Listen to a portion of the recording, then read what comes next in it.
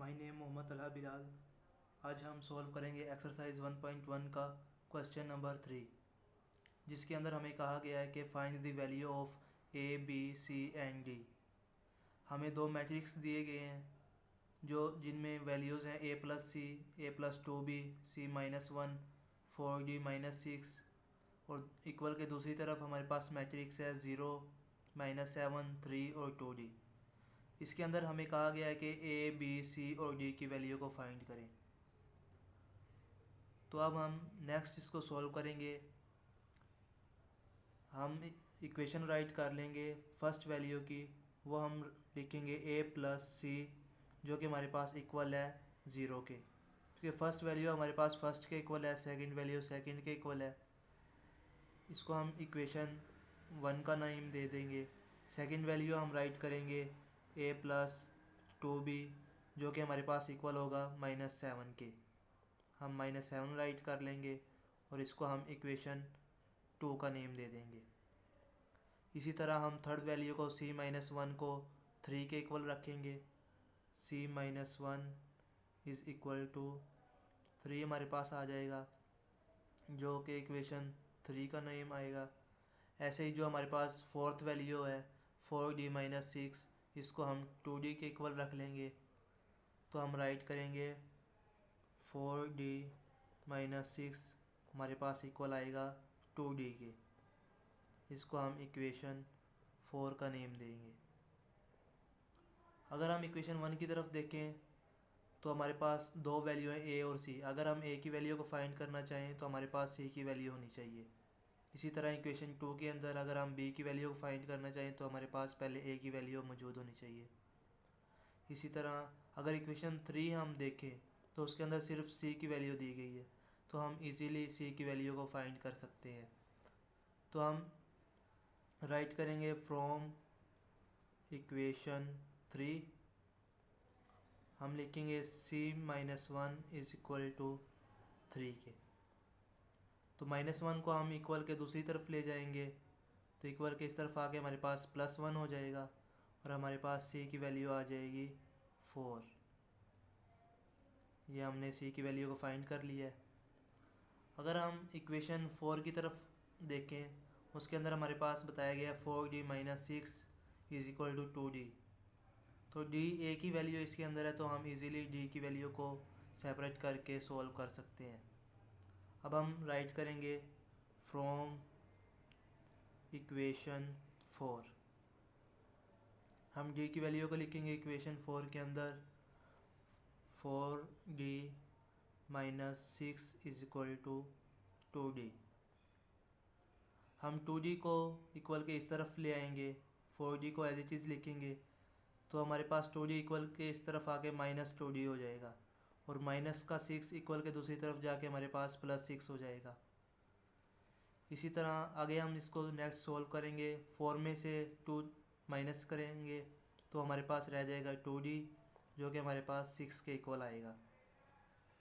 Next अब हम इसको सोल्व करते हैं। 2 हमारे पास d के साथ मल्टीप्लाई हो रहा है, तो 2 इक्वल के दूसरी तरफ जाके हमारे पास डिवाइड हो जाएगा और d को हम राइट करेंगे 6/2। 2 1 ज़ा 2, 2 3 ज़ा 6, हम इसको कैंसिल कर देंगे और हमारे पास जो नेक्स्ट d की वैल्यू आएगी वो हमारे पास आएगी 3। ये हमने d की वैल्यू को फाइंड कर लिया है। c की वैल्यू हमने 4 फाइंड की थी और d की वैल्यू हमने 3 फाइंड कर ली है। इसी के साथ अब हम a और b की वैल्यूज़ को फाइंड कर लेते हैं। इसको मैं लाइन के साथ सेपरेट कर देता हूँ ताकि समझने में आसानी हो। अगर आपको c और d की वैल्यू को समझ आ गई तो कमेंट में यस टाइप करें, क्योंकि आपके कमेंट के ज़रिए ही हम अपनी वीडियो को आपके लिए वैल्यूएबल बना सकते हैं। और इसके मैं PDF नोट्स भी आपके साथ डिस्क्रिप्शन में शेयर कर दूंगा, तो टेंशन वाली कोई बात नहीं है।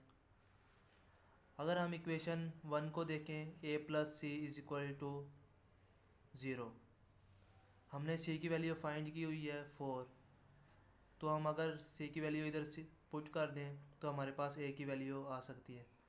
तो हम इधर राइट करेंगे फ्रॉम इक्वेशन 1, हमारे पास है a plus C is equal to 0 के। c की वैल्यू हमें पता है 4 है, तो हम c की वैल्यू को पुट कर देंगे। 4 हमारे पास आ गई इज इक्वल टू 0। a की वैल्यू को फाइंड करने के लिए हम प्लस 4 को इक्वल के दूसरी तरफ ले जाएंगे, तो हमारे पास आ जाएगा -4, और हम इजीली a की वैल्यू को फाइंड कर लिया -4। अब हमारे पास रह गई b की वैल्यू, तो हम इक्वेशन 2 के अंदर देखेंगे जहाँ लिखा हुआ है a plus 2b is equal to -7। तो हम सिंपल a की वैल्यू -4 पुट करेंगे और b की वैल्यू को फाइंड कर लेंगे। अब हम राइट करेंगे फ्रॉम इक्वेशन 2। इक्वेशन 2 हमारे पास है a plus B is equal to -7 के, तो हम राइट करेंगे a plus 2b is equal to -7। अब हम नेक्स्ट इसको सॉल्व कर लेंगे। a की वैल्यू हमारे पास -4 है, -4 राइट करेंगे, plus 2b as it is आ जाएगा और -7।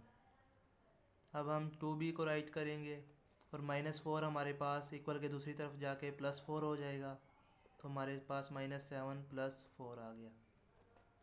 तो नेक्स्ट हम 2b को राइट करेंगे, -7 प्लस 4, 7 में से 4 माइनस होंगे तो हमारे पास -3 बच जाएगा। और अब हम 2 को इक्वल के दूसरी तरफ ले जाएंगे, 2 b के साथ मल्टीप्लाई हो रहा है तो इक्वल के दूसरी तरफ जाके हमारे पास डिवाइड हो जाएगा और हमारे पास b की वैल्यू आ जाएगी -3/2। इस तरह हमने c, a, d और b की वैल्यू को फाइंड कर लिया है, जो कि हमें कहा गया था कि a, b, c और d की वैल्यू को फाइंड करें।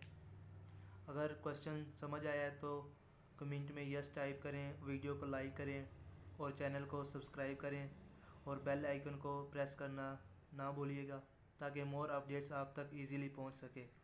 आज के लिए शुक्रिया। अल्लाह हाफिज़।